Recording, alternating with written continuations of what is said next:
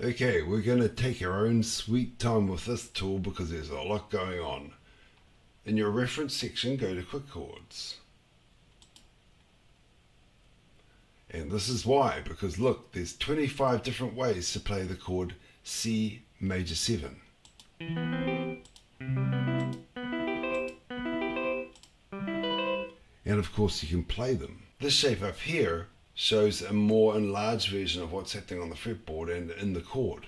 There's 3 tabs below it. We have clear notes. If I click on this and go out, we get the notes of the chord. And if I click on this, we get the degrees of the chord. It's very good for jazz players. Why have I got 25 voicings for every chord? Well, it's a compilation of a couple of books.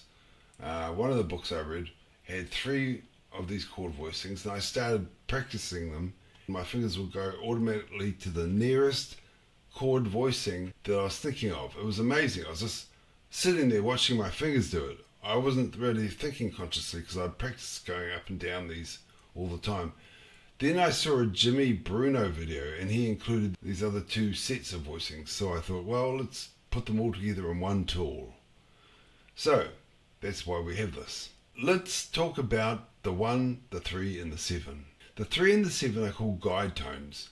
And if you're playing with a really, really busy piano player, for example, you may only want to play these 2 notes to comp with because it gets you out of the way and you've still got something to play. Also, they capture the essence of the chord type in a jazz setting. The 3 and the 7 dictate which family they come from. If it's a flat 3 and a flat 7, it's from the minor family. If it's a 3 and a flat 7, it's from the dominant family. In this case, we're dealing with C major 7, so it's from the major chord family.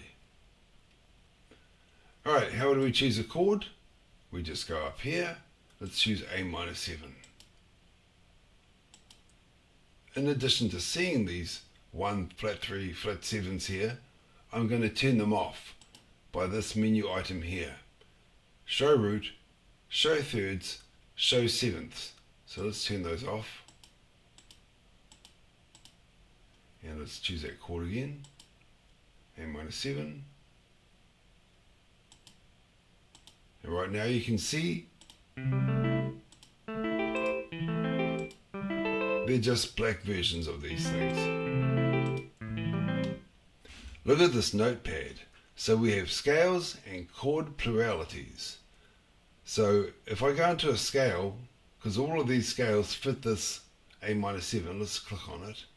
See what happens? We get these scales and the chords.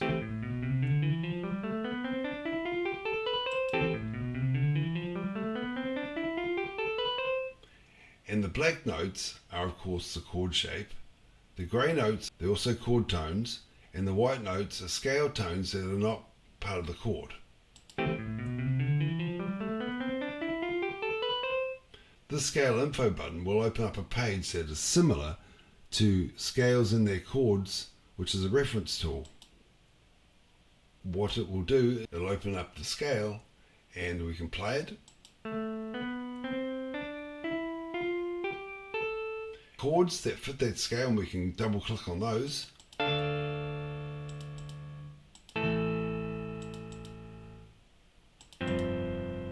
Scales that share the same notes, in this case because Aeolian is one of the major modes, we have all those other modes here. We also have scales, they share the same notes as Aeolian, but they probably don't have as many notes. And of course you can play those. You might notice that this tab is just filled in, which is chords and scales. If I go to just scales, we see just the scales.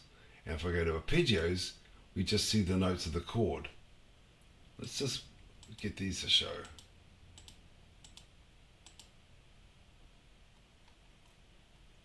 Now if I go to print, output, you'll see that this will show all those shapes, and it'll also include pluralities and scales.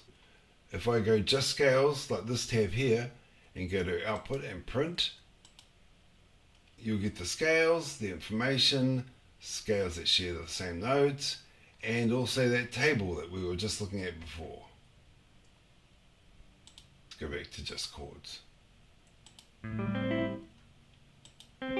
Love it. Alright, let's right click and see what goes on. So if I right click here, we've got copy to the clipboard, copy to Guitar SightReader Toolbox clipboard, save to file, send to Neck Builder.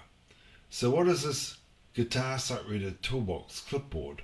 If I click on a tool, for example, let's take this one here, which is A-7. Actually, let's do this one here. So if I right click on this and copy to Guitar SightReader Toolbox clipboard, this tool opens up and my chord is down the bottom here. Now, why is this useful? It's a good way of exporting these chords to the chord library tool. Let's just open that up. We go to Tools, open Chord Library, go to Clipboard. Now I can drag any of these to any of these shapes here. Cool, eh? And of course, these play.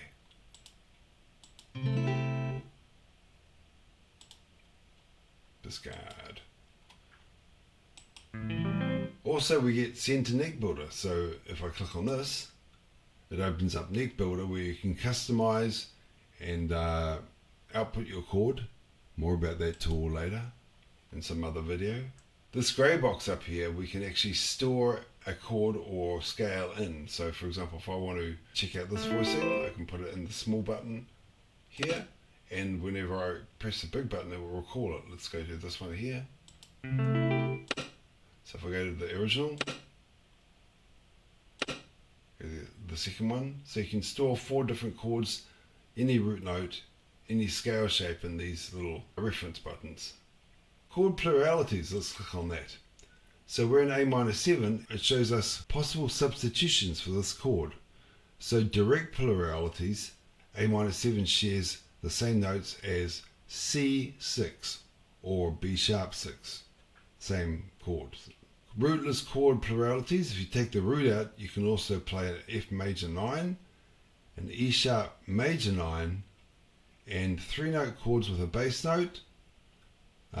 If you play a C major and you get the bass player to play an A, you can have an A minor chord. Of course, up here in the menu, you can change your instrument, your global instrument. We have the possibility to launch the metronome. Yeah, that's everything in QuickChords. It's a very powerful tool. I like it a lot. I actually make a poster that shows you how to do that. I'll show you at the very end. So you might notice that these are called drop 3 voicings and drop 2 voicings. Go check on Wikipedia and you'll find a description of what this means. It basically means that the highest note in the chord is the melody note, which is also known as the first note. If you look at a block chord, the second highest note in a drop 2 gets dropped an octave. So that's pretty much QuickChords. Get stuck in, and let's go on to the next video or the next tool. I also sell a poster version of QuickChords. It shows you how to be able to change these chords to fit any of these chord families and any of the chord spellings using a system of this table here. So that's something you can buy from me if you're interested. It'll look good in any guitar practice room and in any school music room. So there you go.